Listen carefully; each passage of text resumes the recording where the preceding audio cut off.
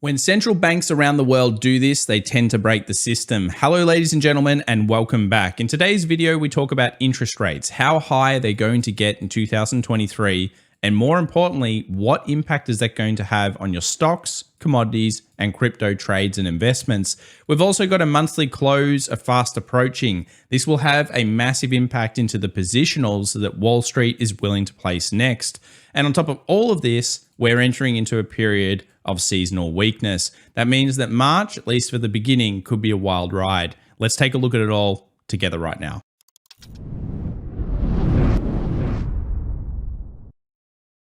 Well, welcome back everyone to the Daily Show. We've got the stock, commodity, and crypto markets coming up in today's show, along with the latest news, macro data, and hottest charts. But let's begin with a bit of a synopsis of something that happened through the Monday session. We saw a gap, rally into a dump. And all of this happened in consideration of what we've been talking about in our weekend video. Obviously, we discussed the idea that this 40-10 to 40-20 zone was going to be a key level of resistance for the bears. Now, as they fight it out into the monthly candle, some big things are happening. But I want to just really point out the idea that when you're seeing markets rallying and effectively creating their own gaps, or dumping and effectively creating their own gaps, there are significant zones that you can target. Never ever discount the gaps. And although there are percentages around that, it's a great trade system to stack on top of other confluence reasons. So a really nice one there. And make sure to follow us over at FX Evolution on Twitter if you're interested in some of our charts. We will be posting a whole bunch of daily charts now moving forward, just so you can kind of follow along on some of our key confluence levels. So we mentioned that central banks break the system. Well, one of the things that we know is occurring right now is inflation. Markets are going, of course, really hot on that, and that's forcing the Federal Reserve and other central banks around the world to increase rates. So we know that based on this chart where it's going to according to the market. They believe it's about 5.35%, but some economists such as Goldman Sachs are predicting 6% potentially as a high. Some even have gone up to 6.5% and 7%. Now, what we also know is that when cuts start to happen, which is going to mean that the Federal Reserve have broken something. Remember, when the Fed pivots, it's not good news. It might seem like it's good news, but it won't be. It'll mean something's broken. When the cuts do start to come, they're not going to be cut as low because it's expected that inflation may remain sticky according to the bond market. So we might be going anywhere from 5.5% only down to just under 4%. So it's not going to be as hot an economy moving forward as some people think. If you're interested in a little bit more about the data as well, moving forward through the next month, make sure to follow us over here. Click on the link down in the description below and make sure to sign up for the 3 free trading cheat sheets because it's almost March. And sometime in the first or second week, we'll be putting out our free data report, which could be helpful for quite a few out there if you're interested in finding out more about some confluence techniques you can attach to the market. Just sign up. It's free to do so. Why not give it a shot? So how often are stock markets positive? I want to just bring in some positive ideas of why the markets are moving up right now. Well, if you go to anyone and you say to them, should you be an optimist in markets? Generally speaking, if they know what they're talking about, they're going to say yes. There are times to be bearish, and today we'll talk about potentially some of those times. But realistically, stock markets are generally positive. On month basis, if you buy a market over realistically from 1926 to 2021 here, you can see the rolling returns were incredible. 63% of the time it was positive, and over a 20-year basis, 100% of the time the markets were positive. So the stats are in your favor. We also know there are some things improving. It's clear here with the PMI reports that supply delivery times are decreasing significantly. All those bottlenecks that were caused due to the, of course, crisis of 2020 have mostly been fixed due to China's reopening, and we're moving back down to stabilization there. So why are the markets rallying? Well, it's partially because there are some good news stories, but I believe it's also got to do with delayed responses due to the stimulus being so ridiculous in the markets. All that money that the government's printed around the world, the treasury stimuluses and all those types of things, effectively they've impacted hugely the American consumer and consumers around the world. We got used to buying things and we got used to potentially living outside of our means. I'm sure a few of you in the comments down below will have family members and friends that are potentially spending outside of their own control. Now, where are they putting that expenditure? Well, they're putting it on credit cards, and eventually this will catch up with the markets and probably indent the way that people are spending. The more debt that people are taking, eventually they're going to have to pay some of that back, And guess what? The higher these interest rates go, the worse that's going to feel to them. It may not cause a systemic crash, but it will basically ruin something to do with consumer discretionary, which remember is 1/3 of the American economy. 1/3 is consumerism. So another reason that markets are going up right now, and at least my leading theory, has to do with the liquidity of the Fed, the ECB, Bank of England, Bank of Japan, Canada, and of course, China. Effectively, we're seeing some stimulus inputs coming back into the markets, and that's stabilized the markets down the low. Now, you would think, oh, well, but the Fed's tapering. Well, they are, but combined central bank liquidity has actually been increasing and improving versus going backwards. And what that's meant is that we've got these times where we kind of are in a bit of limbo because, of course, markets technically, when the Federal Reserve, or at least the central banks around the world, have reduced and tapered, it's not been good for markets. But now that we've got this kind of injection of liquidity in some ways, it seems like it's stabilizing. Follow the liquidity feed will be a big story of 2023 and 24. So follow the channel here as we'll be bringing you more information about that as it updates.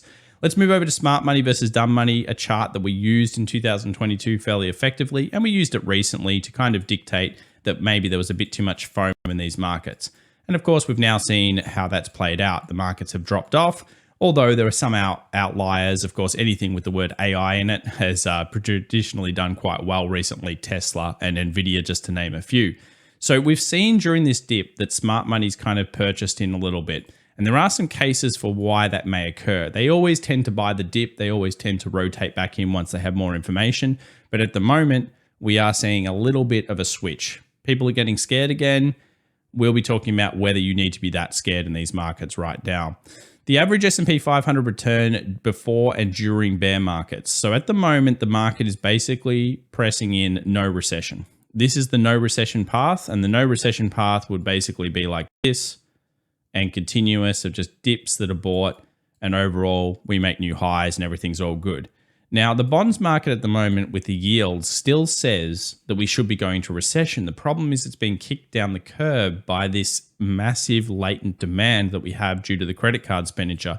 And I think a lot of economists, including myself, didn't really see that people would continue spending so much and taking so much debt at higher rates. They don't really think about necessarily those higher rates. So the markets are kind of saying, well, at the moment, things are all good. It's definitely an argument. But at the start, I said when central banks do something, they tend to break it. Every single time the central banks have done these incredibly fast, quick moves in terms of raising interest rates quickly, they tend to break the system. Now, these are all the times they've done it in the past, and you can obviously see some of the events that have caused there.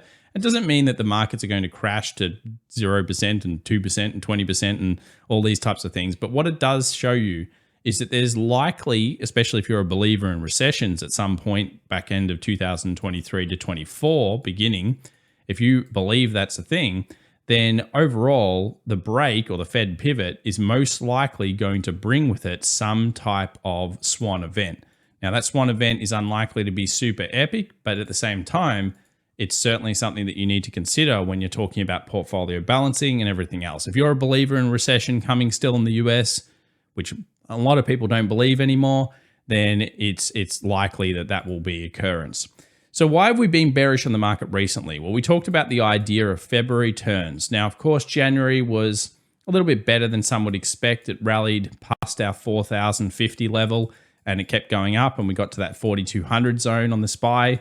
In particular, some stocks went even more hardcore than that. Of course, anything to do with AI, but we did see the turn as of the 15th. And the stock market itself has been down, including the Qs. It's just, again, all AI stocks, they're in their own world at the moment. Remember, they are separate from the market. AI is like hype. At the moment, the market's actually prepared to do the right thing. So we're about to end Feb, and we know that the beginning of March can kind of get brutalized, at least from seasonality perspectives. So we're actually following a pretty similar path, and we kind of find ourselves right here. If the market drops off, though, do we have to expect a rally into the back of Feb into April? Well, I think that's one of the leading cases right now in markets, and I'll explain a few things why. The first one is, of course, volatility. We saw volatility spike a little bit, but it tends to go into a seasonal period between the 15th to effectively the middle of March.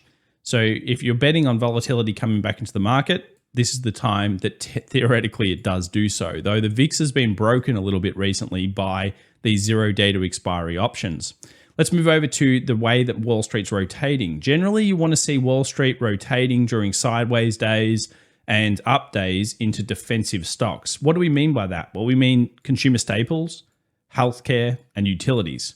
Now, during the previous session, we didn't see that. And we haven't really seen a huge rotation into those stocks during this drop-off, which kind of makes me think that these drops should be met at some point by buy demand from the street and from other people. Now, hear me out. That doesn't mean that markets won't go lower later on. A lot of bears out there in the community will be like, well, Tom, this thing's going down. Yeah, I tend to agree with you at some point, but timing is everything. So even if we get a drop here, can you feasibly say that this market is going underneath something like 3750 or 3800 on the SPY right now? Well, it's most likely more going to occur when we see something like a Fed pivot, when they go to flatlining the rate, like we've seen in plenty of our other videos. Make sure you go watch some of those. Or it's more likely to happen when we actually see the economy starting to weaken, which forces us into that idea that recession is coming. We haven't even seen jobs numbers really weakening yet. At the moment, they're still quite strong. So here's the 5-day rotation. Again, yes, staples are here. Yes, healthcare is there and utilities, but overall, they're not leading the charge. So you traditionally will see during a pullback, if it's a bad, nasty one, the staples, the utilities, and of course the healthcare holding up and doing a lot better than they are right now. Let's jump over to the charts and check out the VIX, and we'll start off with the VIX here, 20.96. If we do end up seeing an epic rally in markets later on, watch this 16.37 rate. I've got an alert sitting on that. That's why I've said watch the reaction. That'll be a key zone that we'll talk about should it occur. We'll also look at high yield bonds. So we haven't really seen too much movement in the last couple of days on yields, yet high yield bonds have recovered from freaking out. The market is stabilized, but it's still dropping off predominantly at this stage. So what that's telling you is that the bonds market isn't as scared as it was the other day about inflation and what's happening with rates. We move over to the treasuries. Are they coming back into a key zone? Yeah, well, we've speculated anywhere in this green box is kind of pretty critical and pretty nice. We obviously came off those lows. It is possible that treasuries can get back down to this 88.90 if things get really bad. But the only way that's going to happen is probably a 6% plus rate. So if you're a believer that we're getting very, very close to the terminal rate of, let's say, bonds, and you also believe that there is some reasoning behind a recession coming later on, remember there are only 2 times that people like bonds in the market. This is the general broader term people. They like bonds when everyone hates them, which people don't hate them right now. So that was back in that 2018 period. And if we actually go to a weekly here, you'll notice that we get that huge bond increase over that period. Obviously, it's helped and exacerbated by COVID, but overall, you get that really nice increase in bonds. And the only other time people like them to buy is generally when they need them. And when do they need them? They tend to need them into recessions and when they smell a recession coming, e.g. over here. This is when people tend to spike them up. So if you believe a recession's coming, bonds are going to be a very interesting investment moving forward. And of course, treasuries is one of the ones people tend to go to. Let's move over to the US dollar now. Did it do what we thought? We actually smashed this. So congratulations to the community. You guys, you knew 105.25 was a key level. Absolutely smashed that zone. It created a switch of trend and came down to our demand levels down here. We're now at a level where I could see dollar bulls try to pick it back up. And it's kind of that critical zone. Well, the first critical zone, the really, really critical zone for the dollar is 104 and 103.80. These 2 zones, I believe, are the most critical buy areas for the dollar index at this stage. But this one that we're currently on, which is 104 kind of 50, is also pretty big. I'd be looking now, considering the base, to see a low and then a high get taken. And I probably wouldn't really want to go into the market again for the US dollar bullish until we see something like a 104.85 get broken high. And I want to see a low first to show that the markets are really considering this demand, effectively role reversal where resistance becomes support and everything else. Nice confluence zone, certainly a critical level. But for anyone that was bullish on DXY, you took it into here. Congrats, really nice level, well done. Let's move over to gold at this stage. So gold's finding a little bit of bullish buyers. It's still in a 2-hour downtrend, as you can see here. If you draw like pretty much any trend line you can put your hands on or anything like that, you're going to find weakness here on gold overall. There are some signs that there is a little recovery down here. I've said a lot of times that I think it's going down to the 1792 level. And how I think that combos is if you go back over the DXY, I wouldn't be surprised at all whether it's this one or this one that dollar does bull.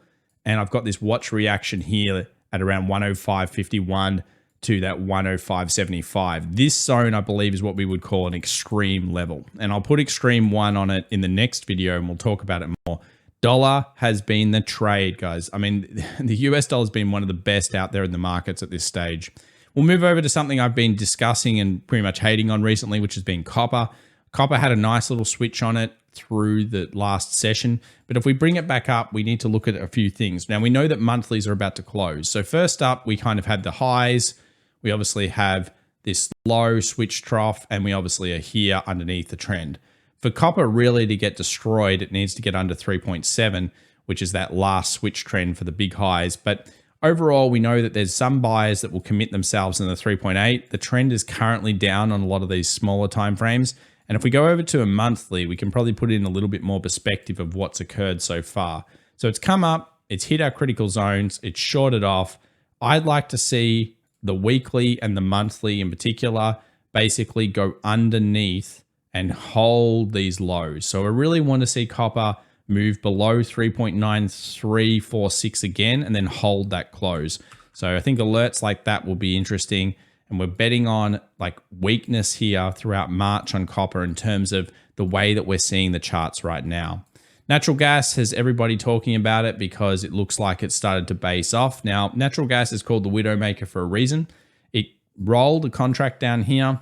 You saw a massive rotation into it, which is definitely a great bullish sign. I still think, though, that natural gas has some little sneaky traps to do. I wouldn't be surprised at all if this turns into what we call a Wyckoff accumulation. To stop a freight train is not easy. This thing dropped like 80% value in only a few months. So because it dropped so much, it is coming into a period of time which I believe could be bullish for natural gas, but you've got to be willing on the risks in terms of the way that you look at these charts. So beautiful close, nice move above 270, which was certainly one of our critical alerts. And I like what I see, but at the same time, I still think there's further traps to happen. We'll continue to watch the story, but more to see on natural gas before calling it a base. We'll move over to US oil, nothing, okay? Boring, boring, boring. Highs and lows and stuck in the range. If you like trading ranges, all good. I'm setting alerts basically back under 73, let's call it, or more like 70, I think it's like 72, yeah, 72, like 80. I'd like to see closes under that zone for the bear side. And for the bull side, you want to see an 82 plus daily close. So alerts mostly set, stuck in a trading range at that point. And speaking of trading ranges, we go over to Tesla. Now, Tesla had a great day, 5.64%. No doubt it came up. And actually, if you look at it, it's like an island reversal. So gap down, island, gap up. And most of the market did this, which I think is a very interesting component where we're looking at it for the next couple of days. We actually have island reversals towards the bull side. Now, beautiful buy. If anyone bought it in the morning and rallied it through the day, quite replicable, nice little system, good work. We're still stuck within range though. So we're basically got high levels and low levels. And I think with Tesla, you have to be willing to admit that, yes, it could breach through, but we're starting to get into that risk reward that doesn't make sense unless you're day trading and scalping it. This is going to be an extremely important zone for Tesla. And I doubt that even if it gets in here, it'll be able to hold its rallies. And why is that? Well, we've got all of these investor day things coming up soon, or at least the announcements.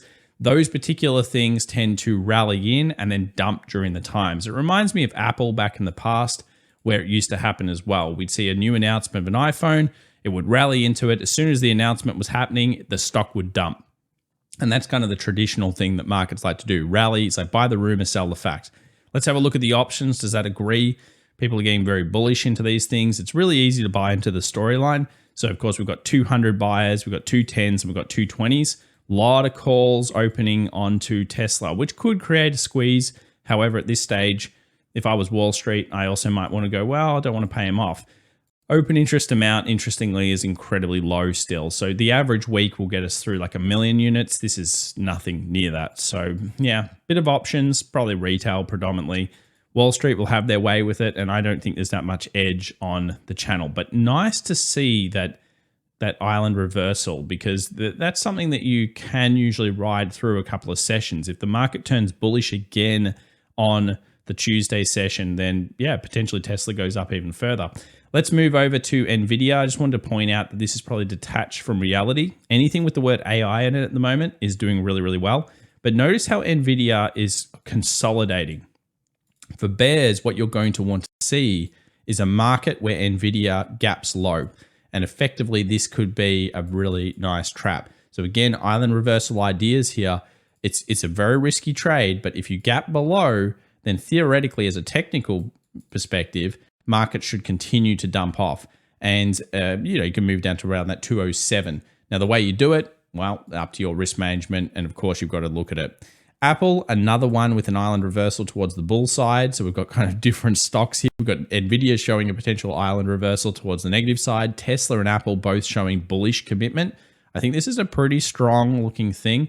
Effectively, you've got gap low, gap high. You didn't quite fill this other lower gap as much as you'd want. But again, if stocks go up, stocks like this don't tend to look that bad on the charts. The DAX and the German market and Europe in general, let's have a look at that one. Well, as we can see here, it's rallied back up. It did make a lower low here. So this is kind of a point where you could see some sellers come into the DAX. And it's the same thing across different markets. We've been covering the XJO here recently, which is the Australian market, and talking about its weakness off the supply. There are different markets and different opportunities out there. I still think that the XJO gets lower and moves back into that 7100 zone, but you can see you're starting to get into that area right now. So this is because copper has been weakening. If you look at things like the copper-based stocks like BHP and iron ore, and of course Rio, anything to do with these metals, they've all been selling off. And that's why Australia in particular has been getting hit a little bit more than others, plus of course the currency stuff and the central bank policies. We'll move over now to the American market, of course the best market in the world over here, and we've got the Qs versus the SPY. Ultimately, this is a very, very good ratio style look at the markets. If we see the Qs outperforming the SPY, it kind of shows us the bottoms could be in. Recently, we saw an incredible run on the Qs, but we got to the trend line that I think is the most important trend line potentially of 2023, not that other one on their SPY, but this one. And this will show us whether the markets truly mean business on picking up more technology stocks and therefore pushing it. We've also got consumer staples versus, well, actually consumer discretionary versus staples. Remember, this is basically 1/3 of the US economy. So the way we look at this is that if markets are strengthening truly, we should see the American consumer outperforming the staple. Recently, we've seen that, but is that just more the numbers and the debt and the increased liquidity thanks to the central banks kind of loosening a little bit here? Is that what's riding this? Or is it true recovery? That's the question. Recently, we've had weakness in the last couple of weeks on this particular one, showing us that Wall Street's getting a little bit more, I guess you would say, chill on the idea of buying consumer discretionaries aggressively. They're waiting for more data. NASDAQ into Dow. Let's have a look at the Dow now. So the Dow has broken its triangle on the way down. It's back into demand. Nothing much on the Dow. We're not seeing any strong signals out of that one. We'll move over to the Qs. Here is, of course, the update here for the expected weekly options highs and lows. The Q monthly here looks absolutely horrendous. Notice that it's sitting right on those previous closure points. Now, this is critical that it actually closes here or lower. If it starts to close more bullish, it could actually push in more money into these markets. Monthly closes are pretty important on the charts. Too many people overlook them, and I think it's going to be a pretty critical zone for the Qs. If we scroll down to something like the 2 hour, you can see the exact same thing that we're talking about in the other stocks. Gap low, build, gap high. It points towards buyers potentially recommitting on the stocks for now based on these gap low, gap high concept. So very, very interesting to see that there appearing on the Qs. Here's the NASDAQ. You can see the lows. We'll come back to maybe the NASDAQ in a few seconds, but we want to use the SPY mostly and the S&P to come up with some better conclusions. So here's the monthly in terms of what it looks like at the time of this. We'll go now to the weekly. So you can see the weekly kind of sitting on its closed lows. So obviously holding that bullish sentiment into the end of the week as much as it could. Notice the buy into the close was critical there. If we scroll down to the previous session, which we'll use a 15-minute market, you'll notice it's sold into the end of the day, which is kind of interesting. But again, it's another one where it gapped low, found itself here in terms of accumulation, gapped up, filled this gap. So we can now get rid of this. So this was the gap that we obviously filled, so we can remove that from the charts. And then we ended up down here, but ultimately we have an island reversal. So we have kind of like island reversals on Tesla. We have it on Apple. We have it on obviously the Qs. We have it on the SPY. You know, it's on some serious things right now. And although island reversals aren't, 100% systems or anything, it's very interesting where it is and the way it's approaching it into the end of the month. So could we see buyers recommit themselves on the Tuesday market? Well, it's certainly quite possible based on this, and also based on some of our ideas of filling this, then finding weakness later on. And if it does leave this gap behind and then start rallying, it also strengthens the idea it could come back down later. Remember, if it leaves a gap behind, well, it's probably going to want to fill that at some point. It doesn't have to, but it certainly strengthens a case for this type of scenario. So this monthly is really important. The way that the monthly closes is going to be significant, and I think it's going to affect quite a lot of things in the markets. If we move over to the SPY here, we've got the updated expected weekly options highs and lows. Obviously, you can see that island reversal. You can see, yes, it's sold off, but if the rallies come in through the session, it's going to be very big to the monthly. Let's move to the futures now and talk about the previous session, because this is where it became really important. We saw a beautiful buy off. And for anyone that's done our advanced scalping masterclass, you know exactly what I'm talking about. We saw an absolutely exceptional buy off on the lows on Friday. That led us to believe that we would get the gap fill, which we did. So perfect. That was exactly what the plan was and exactly where we thought the market would get to. So again, this unfilled gap now is cleared up. Now we thought bears would approach here because originally this was a critical zone. And every time it rallied into this zone, it kept selling off. So that told us that this was supply.